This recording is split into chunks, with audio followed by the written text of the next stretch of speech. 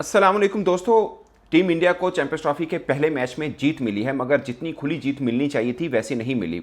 इसका साफ मतलब यह है कि बांग्लादेश जो 35 पर 5 आउट हुआ था, उसने बड़ी अच्छी फाइट बैक की है। बट टीम इंडिया का आगाज़ एक विक्ट्री के साथ हुआ है, और ये मैच इसलिए खास था कि टीम इंडिया का एक पहला मैच है, उसके बाद पाकिस्तान के साथ मुकाबला। अगरचे पाकिस्तान ने बांग्लादेश के साथ अभी मैच खेलना है, इंडिया वर्सेस बांग्लादेश में जो हुआ उसको हम तफसील से बात जरूर करेंगे। मगर जिस तरह की बांग्लादेश ने बल्लेबाजी की है, और बाद में बॉलिंग भी थोड़ी बहुत ठीक है, बट बल्लेबाजी की है 35 पर 5, आप यकीन माने इंडिया के इस अटैक के सामने मतलब कोई भी बड़ी टीम लड़ खड़ा है, मगर बांग्लादेश ने फाइट बैक की है। हार होगी, no no no problem, but fight किया है। वन साइडेड मैच नहीं हुआ जैसे पाकिस्तान और न्यूजीलैंड के बीच में हुआ। यानी बांग्लादेश की टीम ने ये मैच हार कर भी पाकिस्तान से बेहतर खेला है, ये बात मानना ज़रूरी है। और मुझे तो फिक्र लगी है जैसे बांग्लादेश खेली है।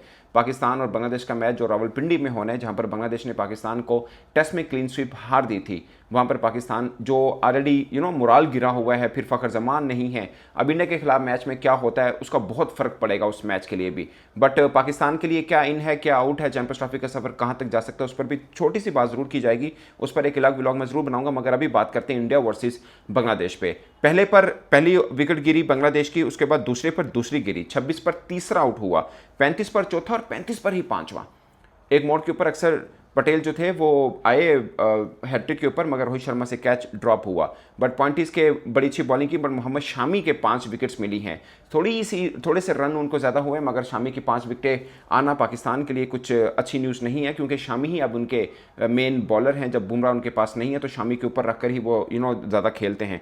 हर्षित राणा ने 4 की इकॉनमी से रन दिए हैं और 3 विकेट्स उन्होंने भी लिए हैं। 7.4 के ऊपर 3 विकेट्स, 31 रन देकर 3 विकेट्स उन्होंने लिए हैं। मगर तौहीद की तारीफ करना बनती है जिस तरह उन्होंने इंडिया के अटैक के सामने खेले हैं, खासकर स्पिनर को कोई विकेट नहीं दी। ये बात मैं बार बार पहले भी व्लॉग में करता रहा हूं कि पाकिस्तान जो 3 स्पिनर 3 फास्ट बॉलर का कॉम्बिनेशन बना के चल रहा था वो सिर्फ न्यूजीलैंड के लिए था। ना इंडिया के खिलाफ ऐसा होगा और ना मैं समझ रहा हूं कि शायद बांग्लादेश के खिलाफ ऐसा हो। बट अब चूंकि रन किए हैं खुशदिल शाह ने, तो शायद इंडिया के खिलाफ खुशदिल शाह खेलें, वरना अब से पहले का प्लान तो यही था कि खुशदिल शाह नहीं खेलेंगे, फहीम अशरफ खेलेंगे। खैर पाकिस्तान टीम ने कल से अपनी ट्रेनिंग का आगाज़ करना है, उसके क्या कॉम्बिनेशन बनता है उस पर बात ज़रूर होगी। मगर इससे पहले का प्लान ये था कि पाकिस्तान इंडिया को 3 स्पिनर नहीं देना चाह रहा, इंडिया को 2 स्पिनर देगा विद रेगुलर 1 अबरार अहमद और दूसरे सलमान आगा। तीसरा जो हमारे पास ऑप्शन थी खुशदिल शाह, वो शायद इंडिया के खिलाफ पहला प्लान नहीं था। अब पिच को देखेंगे कि कितना सपोर्ट मिलता है, क्योंकि अब आप इंडिया के स्पिनर देखें, कुलदीप यादव जैसे स्पिनर को 10 ओवर में 43 रन हुए, ज़्यादा रन नहीं है, 4.30 की इकॉनमी। बट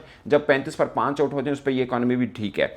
और खासकर तौहीद जैसे खेले हैं, ज़बरदस्त बैटिंग उन्होंने की है। जडेजा ने 9 ओवर में 37 रन दिए, मगर कोई विकेट नहीं मिली है। और अक्षर पटेल ने 2 विकेट जरूर मिली है। तो स्पिनर्स में जो मतलब उनका रेगुलर स्पिनर है उनको विकेट नहीं मिली, बट अक्षर पटेल को 2 विकेट मिली, जो कि वो हैट्रिक के ऊपर थे। हर्षित राणा ने 3 विकेट्स लिए, और ये इनका पूरे का पूरा इंडिया की बॉलिंग का रहा है। बट अब इंडिया की बैटिंग को देखें तो रोहित शर्मा और रोहित शर्मा और शुभमन गिल का 69 का एक तरह से पार्टनरशिप लगी है, मगर 112 पर एक ही आउट था। और देखिए उसके बाद 144 के ऊपर 4 आउट हुए थे।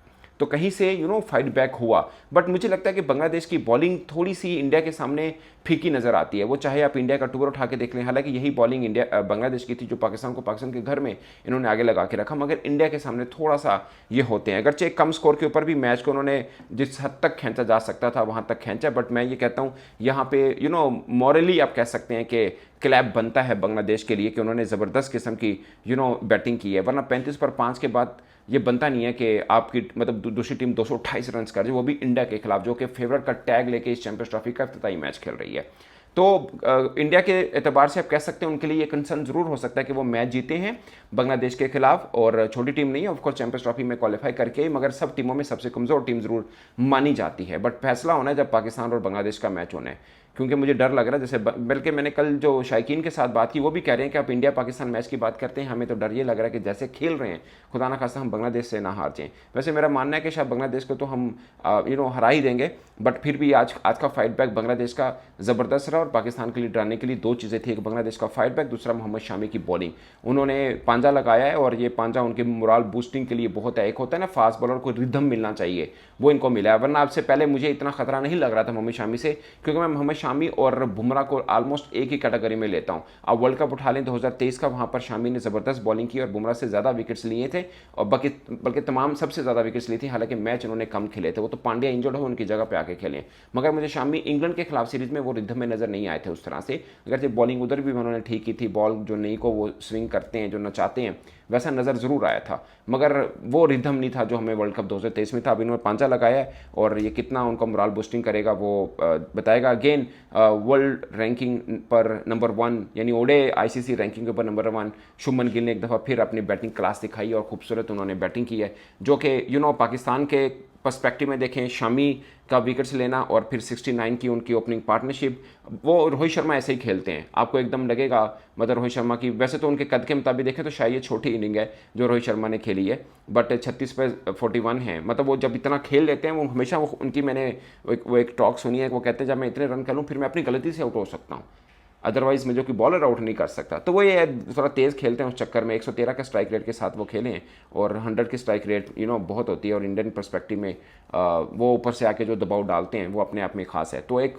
रोहित शर्मा की फॉर्म, शुभमन गिल की फॉर्म, शामी और फिर मुझे लगता है कुलदीप यादव ने इस मैच में विकेट्स नहीं ली, मगर पाकिस्तान के लिए वो हमेशा खतरा रहते हैं, खासकर लेफ्ट, मतलब चाइना में नहीं है वो, लेफ्ट आर्म, चाइना में लेफ्ट आर्म ही होता है, बट वो पाकिस्तान के लिए हमेशा खतरा रहे हैं। और फिर अक्षर पटेल और रविंद्र जडेजा, ये कॉम्बिनेशन पाकिस्तान के खिलाफ ही मुझे बाहर लग रहा है कि क्योंकि वो बात खत्म होगी कि पाकिस्तान स्पिनर को अच्छा खेलता है, इंडिया पाकिस्तान के खिलाफ स्पिनर नहीं उतारेगा। मुझे लगता है कि पाकिस्तान के खिलाफ भी वो स्पिनर के साथ ही जाएगा, क्योंकि गोरे स्पिनर तंग कर रहे हैं। आप देखिए ना, सेंटनर ने पाकिस्तान को तंग किया, तो ये क्यों नहीं करेंगे। बट अगेन दोस्तों, एक वर्ल्ड कप की फेवरेट टीम ने इसी तरह मैच जीता जैसे उनके ऊपर उम्मीद की जाती है कि भाई आप फेवरेट हैं तो अपने इस तरह से जीतने।